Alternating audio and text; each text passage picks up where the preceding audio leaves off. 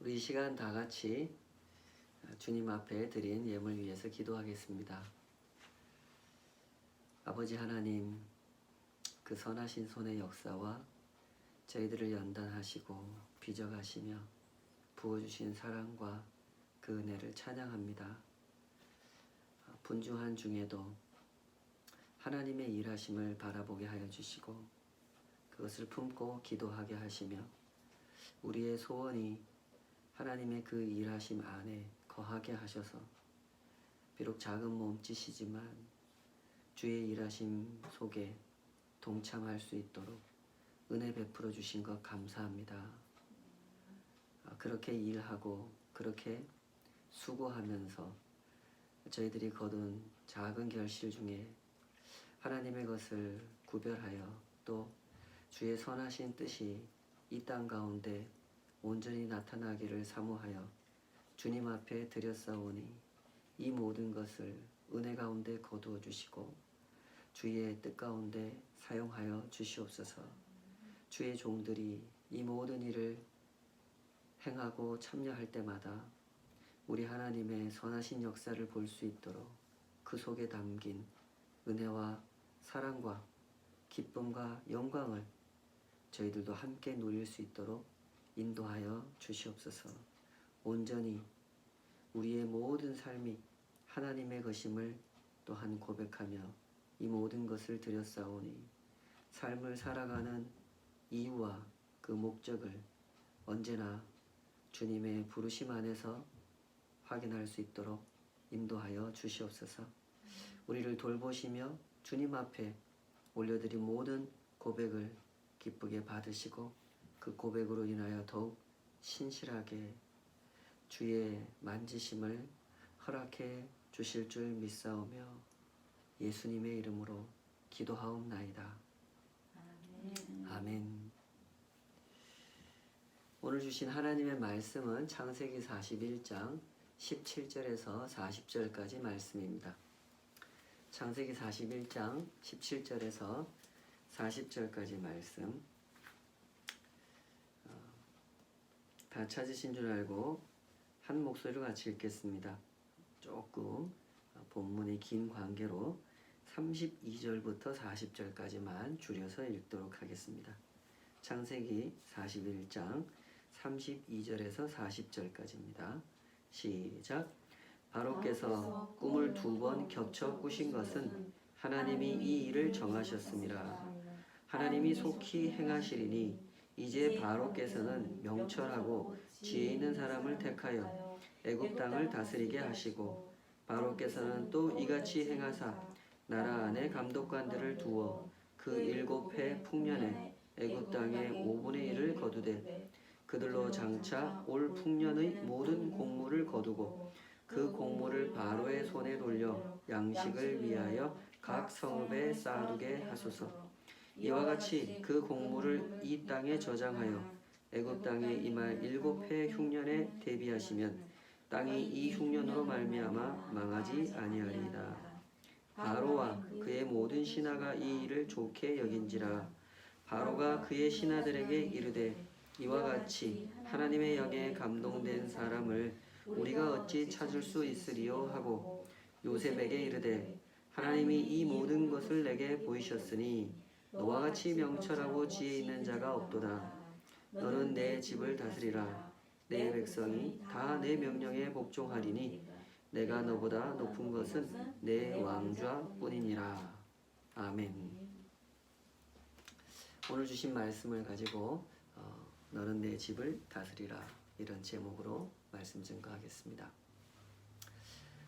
주변의 권유로 성경을 읽어본 사람들이 종종 보이는 반응 중에는 이런 반응이 있습니다. 성경은 지어낸 이야기 같다 하는 반응이죠. 예수님께서 처녀의 몸에서 태어났다고 하는 이야기, 물 위를 걸으셨다고 하는 이야기, 보리떡 5개로 5천 명이 넘는 사람들을 먹이셨다고 하는 이야기, 또 오늘 본문처럼 히브리 민족으로서 애굽의 노예로 팔려온 이 요셉이 바로의 꿈을 해석해주고 애굽의 총리가 되었다고 하는 이야기, 이런 이야기들을 읽으면서 사람들은 이런 반응을 보이는 것입니다. 성경은 지어낸 이야기 같다는 것이죠. 무슨 신화와 같은 그런 이야기들을 모아놓은 책, 그런 책이 성경 같다. 이렇게 반응하는 것입니다. 우리나라에도 보면은 단군 신화나 주몽 신화, 알에서 태어난 박혁것의 신화 등등 여러 종류의 신화가 있지 않습니까? 그런 이야기들처럼 성경도 뭔가 그 당시 사람들이 정치적 목적을 가지고 지어낸 신화와 같은 이야기인 것 같다라는 반응을 그 사람들이 보이는 것이죠. 저는 그렇게 느끼는 사람들의 마음을 조금은 이해할 수 있을 것 같습니다. 성경이 어떤 책인지 잘 모르기 때문에 잘 모르는 상태에서 성경을 읽다 보면 분명히 그렇게 느껴질 수도 있을 겁니다. 성경에는 사람의 상식으로는 쉽게 납득되지 않는 이야기들이 아주 많이 등장합니다. 그러나 여기에 분명한 단서가 있습니다. 성경이 무슨 책인지 잘 모르는 상태에서 읽기 때문에, 하나님이 누구신지 잘 모르는 상태에서 읽기 때문에 성경을 그렇게 느끼는 것이라는 얘기입니다. 다시 말해서 성경이 어떤 책인지 알고 읽게 되면, 하나님이 어떤 분인지 알고 성경을 읽게 되면 전혀 다른 결론을 얻게 된다는 것이죠. 성경은 정말로 진실을 말씀하시는 책이고, 성경의 하나님은 진정한 신이심을 인정하게 되는 것입니다. 이 세상과 사람을 창조하시고 사람을 사랑하시며 사람과 함께 이 세상을 복되게 다스리고자 하시는 하나님, 그분이 성경이 소개하는 하나님이시라는 사실을 알게 된다는 것입니다. 하나님은 이런 분이시기 때문에 우리가 성경을 보면 성경에 아주 많이 나오는 이야기가 지도자를 세우는 이야기입니다. 오늘 본문도 바로 그런 얘기죠. 하나님께서 지도자들을 만들어 가시는 이야기, 그들을 세우시는 이야기, 지도자를 통하여 이 세상을 다스리시는 이야기, 하나님께로부터 세움을 받았으나 그 소명에 불충하여 지도자의 자리에서 버림받게 되는 이야기, 성경에는 이런 이야기들이 아주 많이 등장합니다. 아브라함 이야기가 그런 이야기 아닙니까? 이삭과 야곱과 요셉의 이야기가 그런 이야기입니다. 그 다음 모세 이야기, 여호수아와 사사들 이야기, 사무엘 선지자와 사울 왕 이야기, 다윗과 다윗의 아들들이 계속해서 왕으로 세워졌으나 결국 그 왕조가 하나님 앞에 불순종하여 무너지게 된 이야기. 그러나 하나님께서는 하나님의 언약을 영원한 언약이 되게 하셨기 때문에 다시 그들의 땅에 메시아, 하나님이 약속하신 구원자, 하나님과 함께 이 땅을 다스리는 분, 메시아는 그런 뜻입니다. 그 메시아를 보내신 이야기, 그 메시아가 예수님 아닙니까? 이것이 바로 신구약 성경 전체가 다루고 있는 공통된 이야기인 것입니다. 지도자를 세우시고 그들을 통해서 하나님의 다스림을 이 세상 가운데 나타내신 이야기죠. 성경은 이런 책입니다. 성경의 이런 흐름을 통찰하는 가운데 오늘 본문을 읽게 되면 그때 우리는 요셉이 애굽의 총리가 된 이 정황을 성경이 굳이 이렇게 자세하게 기록하고 있는 이유를 이해할 수 있게 되는 것입니다. 먼저 우리가 주목해 보고자 하는 것은 이 꿈을 해석하는 이야기입니다. 오늘 좀 본문이 길어서 앞부분을 읽지 않았는데요. 보면 성경은 이 바로가 꾼 꿈 이야기를 아주 상세하게 기록해 줍니다. 잘 보시면 바로는 똑같은 꿈을 약간 다른 형태로 두 번 꿈을 꾸죠. 그런데 바로가 이 꿈을 애굽의 해석가들 앞에 공개했을 때 누구도 그 꿈을 해석하지 못하는 상황이 발생합니다. 그런데 요셉은 단번에 해석해내죠. 해석을 하면서 요셉이 이런 말을 합니다. 거기 창세기 41장 25절로 한번 가보겠습니다. 25절 함께 읽어보겠습니다. 시작. 요셉이 바로에게 아뢰되 바로의 꿈은 하나라. 하나님이 그가 하실 일을 바로에게 보이심이라. 바로의 꿈은 하나입니다. 이렇게 얘기하죠. 요셉의 이 말을 들어보면 당시에 그 애굽의 해석가들이 바로의 꿈을 해석하지 못했던 이유가 무엇인지를 짐작할 수가 있습니다. 그 이유는 바로가 똑같은 꿈을 2번 꿨기 때문입니다. 비슷해 보이지만 전혀 다른 2개의 꿈을 동시에 꾸었기 때문에 애굽의 해석가들은 이런 패턴의 꿈을 경험해 본 적이 없었기 때문에 어떻게 해석할지 몰랐을 것이다 라고 생각하는 것이 많은 신학자들의 견해입니다. 저도 그 견해가 상당히 일리가 있다고 생각합니다. 그러나 요셉은 입장이 다르지 않습니까? 요셉은 2번 겹쳐 꾸는 꿈을 이미 여러 번 경험한 사람입니다. 여러분 기억나십니까?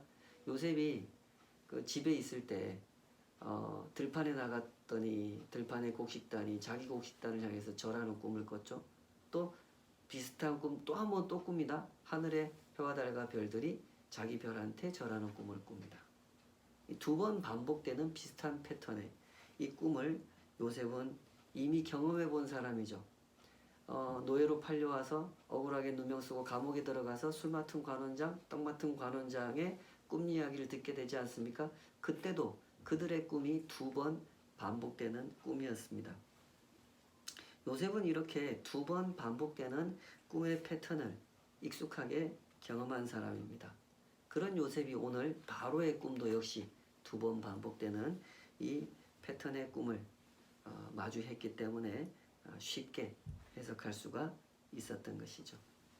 그러므로 우리는 요셉이 이런 패턴의 꿈에 익숙하도록 이날을 위해 하나님께서 미리 요셉을 훈련시킨 것이 아닌가 하고 볼 수 있는 대목인 것이죠. 하나님께서는 요셉의 일상 속에서 요셉이 마주하는 경험들 속에서 요셉을 연단하고 단련시켜 왔다는 것이죠. 그리고 그 다음 우리가 주목해 보고자 하는 장면은 이 33절에서 36절입니다.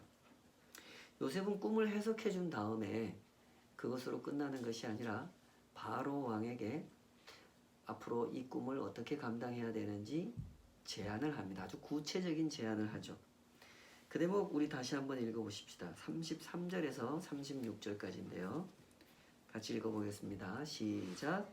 이제 바로께서는 명철하고 지혜 있는 사람을 택하여 애굽 땅을 다스리게 하시고 바로께서는 또 이같이 행하사 나라 안에 감독관들을 두어 그 7해 풍년에 애굽 땅의 5분의 1을 거두되 그들로 장차 올 풍년의 모든 곡식을 거두고 그 곡물을 바로의 손에 돌려 양식을 위하여 각 성읍에 쌓아두게 하소서.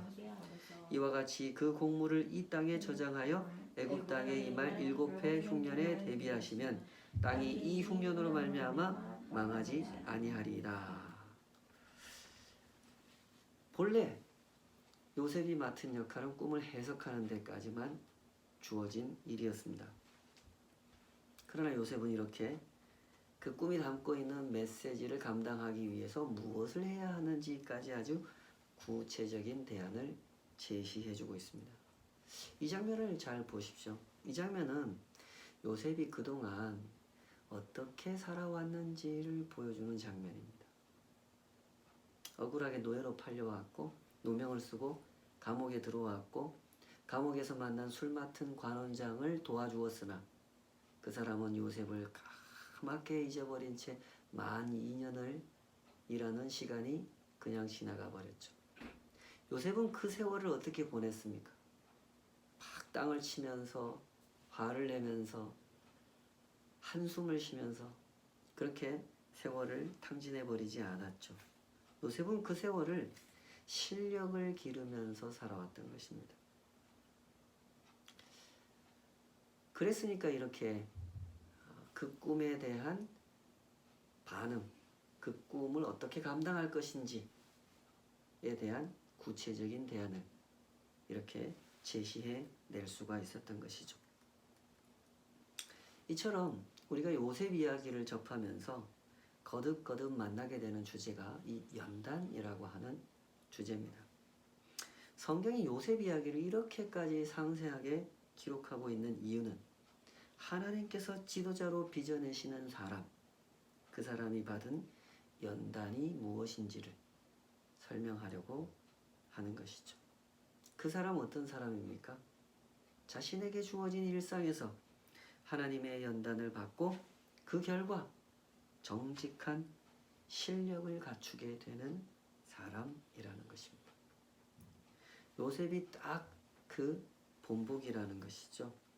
그러니까 꿈만 해석해주고 끝나는 것이 아니라 그 꿈에 담긴 메시지를 어떻게 구체적으로 감당해야 되는지 그 대안까지 정확하게 제시해 줄 수가 있었던 것이죠. 이 말씀을 오해가 없이 잘 들으시기 바랍니다. 하나님은 최고를 만들어내려고 일하시는 분은 아닙니다. 하나님께서 만들어내려고 하시는 사람은 하나님께서 세우시고 지도자로 쓰시고자 하는 사람은 하나님의 손에 빚어진 사람, 그래서 정직한 실력을 갖춘 사람이라는 것입니다. 그런 차원에서 우리에게 중요한 삶의 자리는 우리가 매일매일 살아가는 일상입니다. 우리의 가정이고 우리의 일터죠. 지금 내가 하루를 살아내고 있는 현장, 바로 그곳이 하나님께서 우리 각 사람을 빚어내시는 연단의 훈련장이라는 말입니다. 성경에 보면 이런 사례가 아주 많습니다. 이 사례만 열거하기에도 설교 한 10편은 나올 겁니다. 여호수아라는 사람 아시죠? 여호수아는 모세 다음으로 이스라엘의 지도자로 세움을 받은 사람입니다. 여호수아가 누굽니까? 모세의 종이었던 사람입니다. 여호수아는 하버드 경영대학원을 졸업한 사람이 아닙니다. 모세의 종으로서 평생 모세를 보좌하는 일에 충실했던 사람이었죠.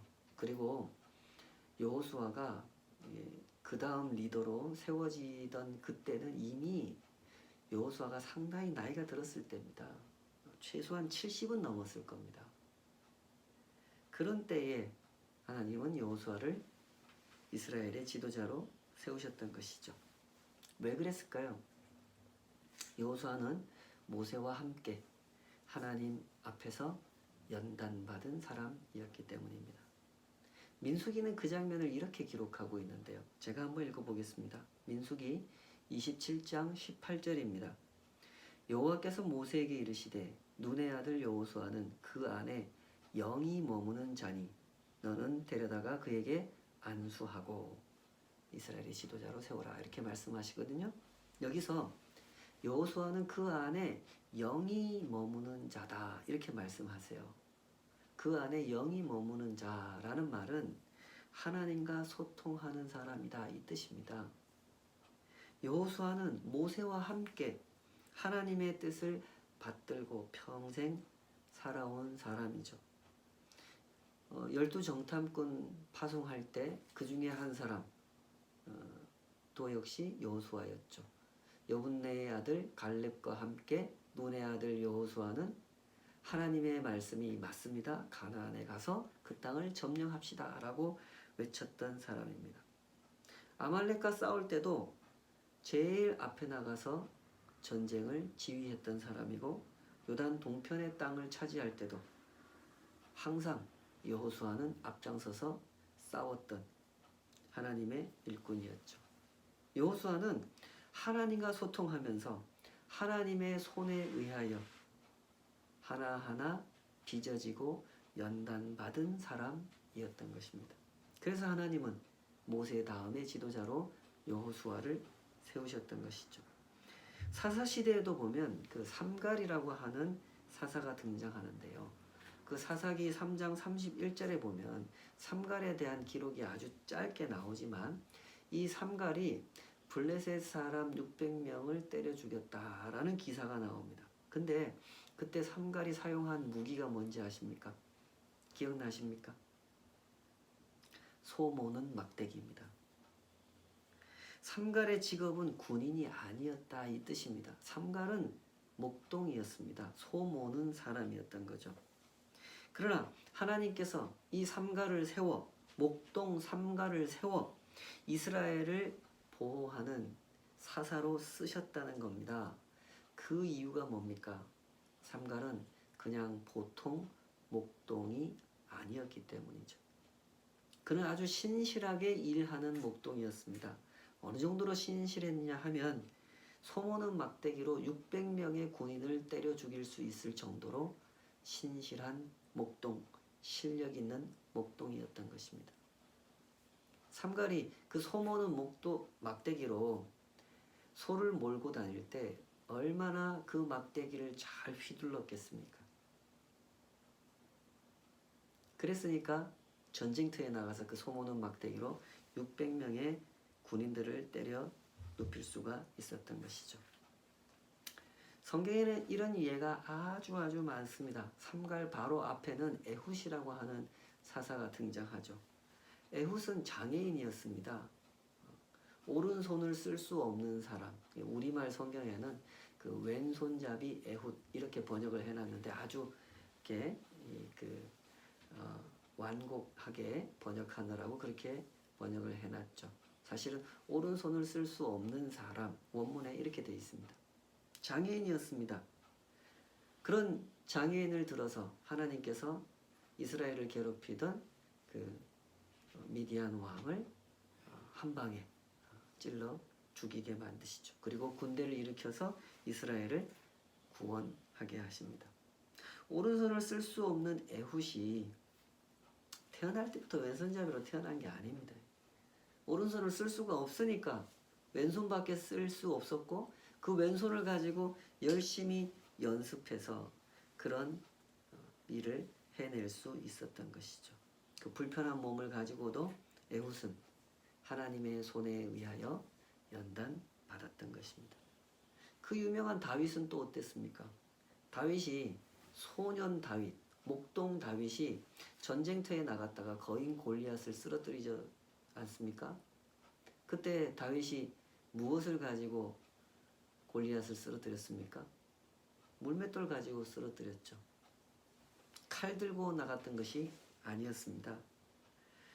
양을 돌보면서 늑대와 사자가 나타나면 그 짐승들을 쫓아낼 때 사용했던 무기가 물맷돌이에요. 바울이 아니라 다윗이 이 물맷돌을 얼마나 잘 던졌으면 한 방에 골리앗 이마에 그대로 꽂아 넣지 않습니까? 다윗이 이렇게 물맷돌을 잘 던질 수 있었던 비결이 어디 있습니까?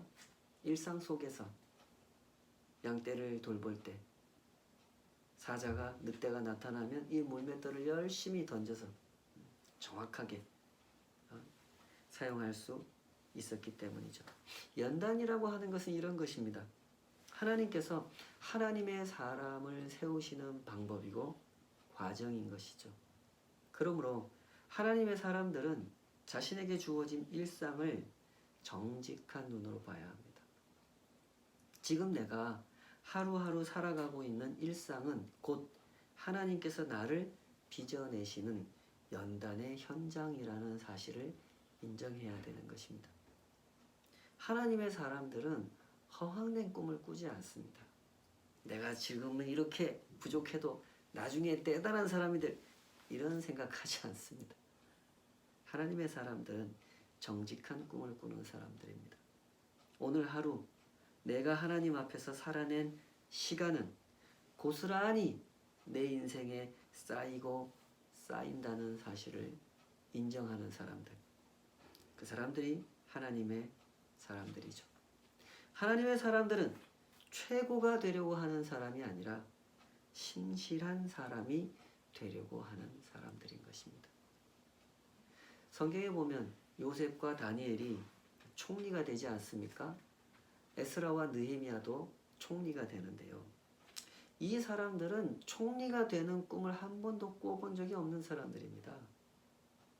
내가 열심히 공부해서 총리가 될 거야. 그 결과 총리가 된 사람들이 아니죠. 에스더라는 인물이 등장하죠. 에스더도 왕비가 되려고 꿈을 꿔본 적이 없습니다. 그들은 모두 다 이 끌려와서 외국에서 살게 된 사람들이었죠. 왜? 무엇 때문에? 내가 여기에 끌려와서 원치 않는 고통을 당하고 하고 싶지 않은 일을 하고 섬기고 싶지 않은 사람들, 섬기고 싶지 않은 나라에서 일을 해야 하는지 그들은 잘 몰랐습니다. 그러나 하나님의 손을 믿었죠. 하나님의 섭리를 믿었던 것입니다. 그래서 그들의 일상은 연단의 현장이 될 수가 있었던 것이고 결국 그 손에 빚어지고 빚어져서 하나님께 쓰임 받게 된 것입니다. 그런 차원에서 저는 지금 우리가 살아가고 있는 이 상황을 보는 눈이 조금 많이 바뀌어야 된다고 생각합니다. 코로나가 빨리 끝나기를 바라는 마음으로 이 현실을 대하기보다는 지금 여기에 충실해 보자고 하는 자세를 가지는 것이 훨씬 더 올바른 자세가 아닐까요? 사람은 사람인지라 환경을 바꿀 수는 없습니다. 그러나 사람이 할 수 있는 일이 있죠. 주어진 환경에 충실하게 임하는 것. 그것은 사람이 할 수 있습니다. 상황이 이러하면 이러한 대로, 저러하면 저러한 대로 충실히 임하는 것입니다.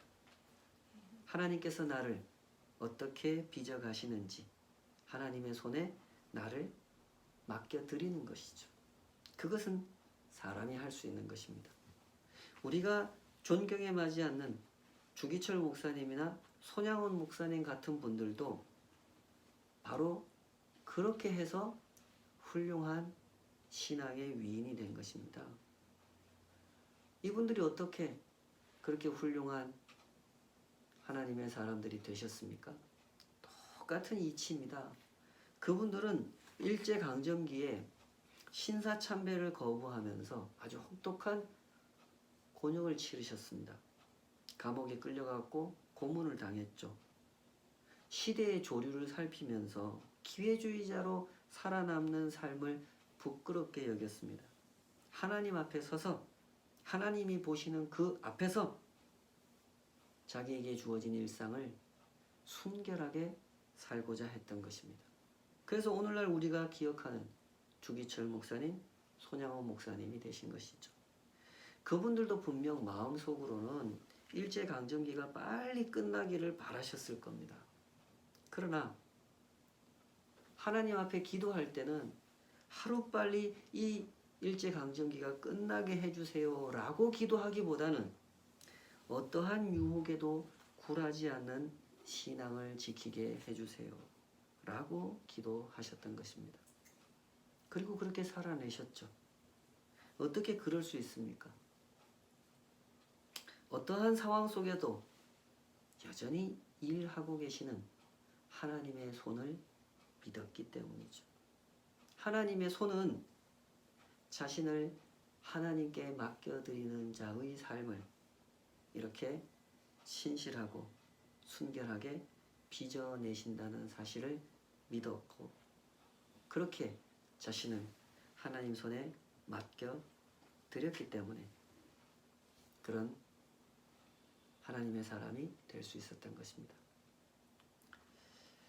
주기철 목사님이나 손양원 목사님이나 그 신사참배를 반대하다가 감옥에 갇히게 됐는데요. 감옥에 갇혀 그 고문을 받는 중에도 감옥에서 생활하는 것도 힘들 텐데 제가 감옥 생활을 안 해봐서 그 힘겨움을 제가 설명하기는 어려울 것 같습니다. 그러나 그 엄혹한 시절에 일본 사람들이 다스리는 그 감옥에서 생활하는 것 자체가 힘들 텐데 거기서 고문까지 당하셨단 말입니다. 그런데 그런 고초를 당하면서도 이 두 분 목사님이 감옥에서 하신 일이 뭔지 압니까? 나를 고문한 그 일본인 간수한테 복음을 전하셨다고 하는 거 아닙니까?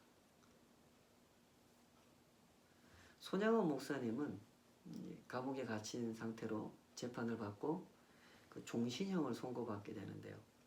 그래서 대구 교도소로 이송을 하게 됩니다. 그 소식을 처음 딱 듣고 나서 손양원 목사님이 이렇게 기도하셨다고 하죠.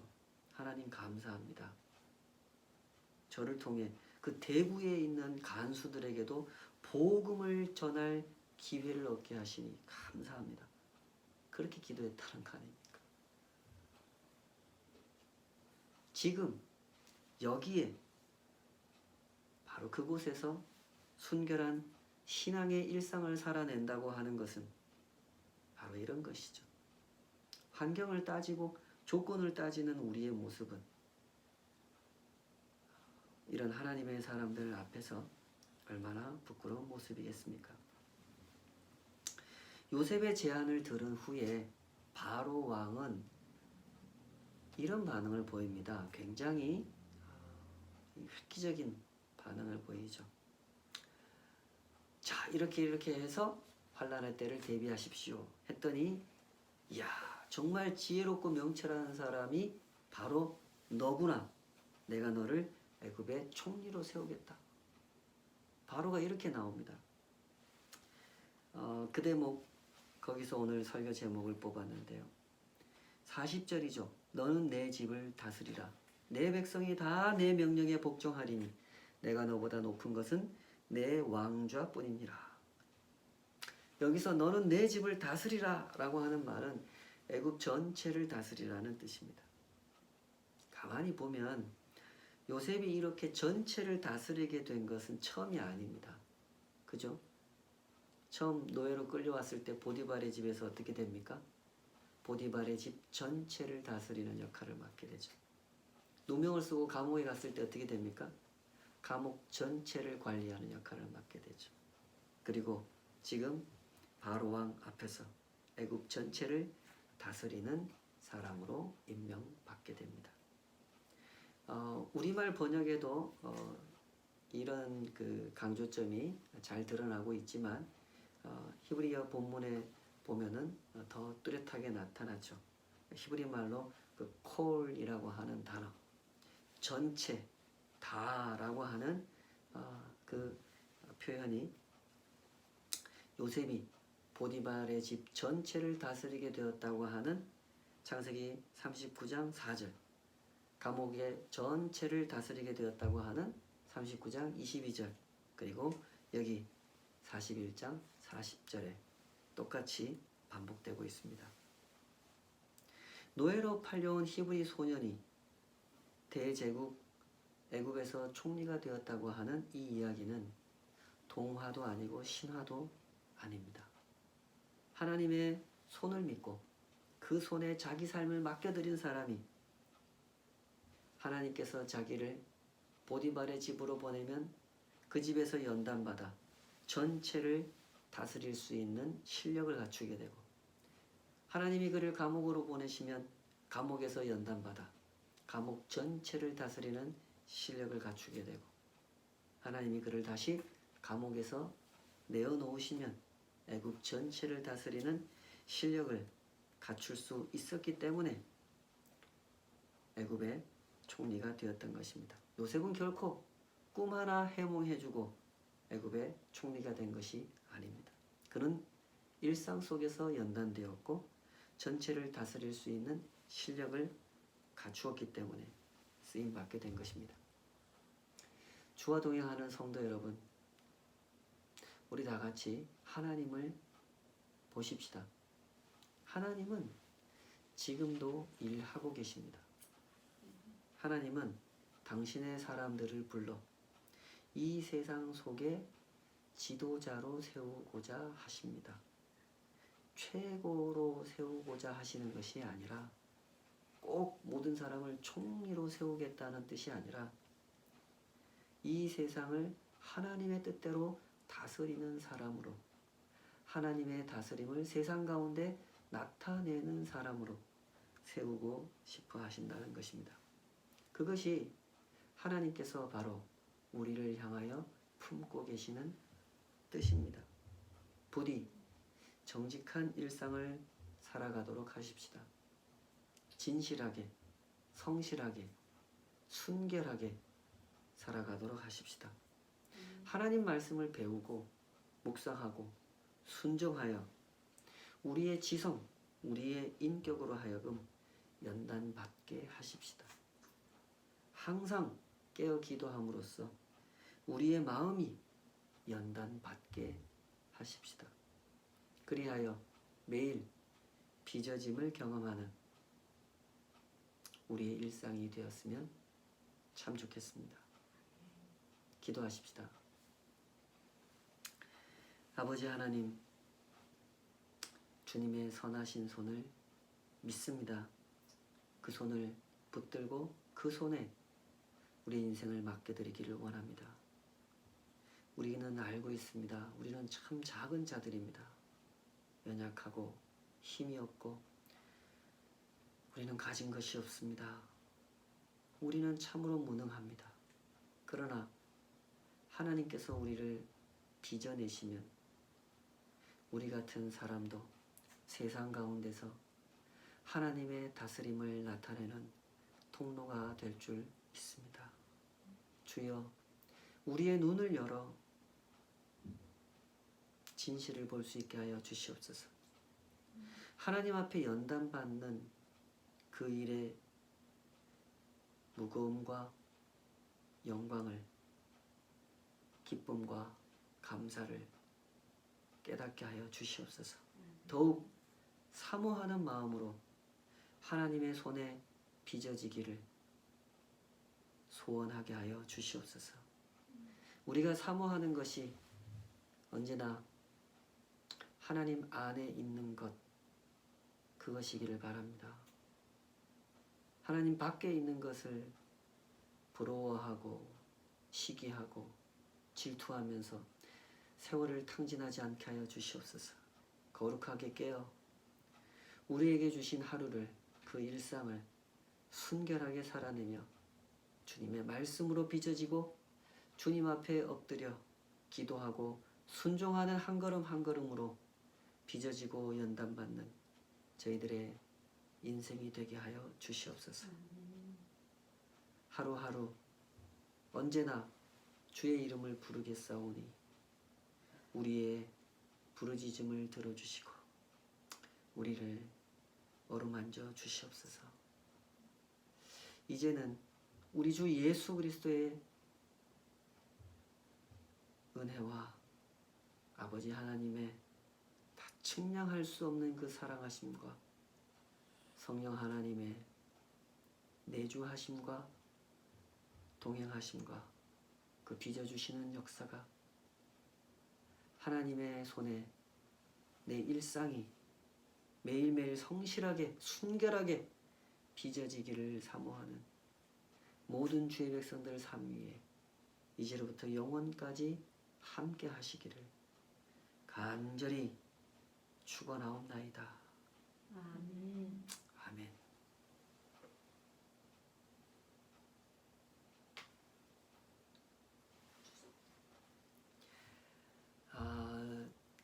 추석 명절이 지금 뭐 전혀 이 코로나 때문에 저도 움직이지 않을 계획인데요. 우리 성도님들 뵙지 못하지만 또 뭐 이렇게 뵙고 인사드리겠습니다. 추석 명절 가족들끼리 은혜롭게 사랑 가운데 잘 지내시고요. 조금 그래도 일상에서 조금 여유를 갖게 되는 시간이 되지 않을까 싶습니다. 그 여유가 그동안 누리지 못했던, 나누지 못했던 사랑과 감사를 좀 더 진하게 나누는, 또 하나님의 베풀어 주신 은혜를 고백하는, 그래서 서로의 영혼을 격려하는 그런 명절이 되셨으면 좋겠습니다. 늘 이 부족한 종의 가정을 돌보아 주시고 격려해 주신 성도님들께 감사드립니다. 강건하십시오. 또 뵙겠습니다.